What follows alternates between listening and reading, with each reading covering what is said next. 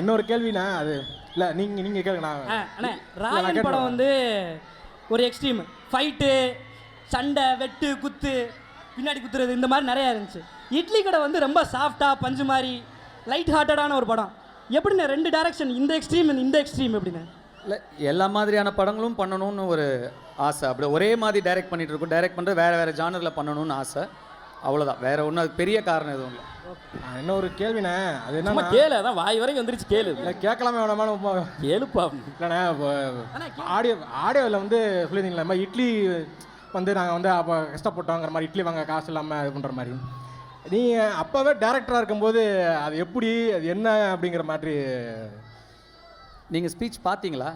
இல்லை, அந்த பிட்டை மட்டும் பார்த்தேண்ணே. அதை மட்டும் கட் பண்ணி போட்டு. இல்லை, அதாவது நான் பிறந்தது 83. அப்பா டைரக்டர் ஆனது வந்து 91 தான். ஸோ அந்த ஒரு 8 வருஷம் வந்து கொஞ்சம் வறுமை தான்.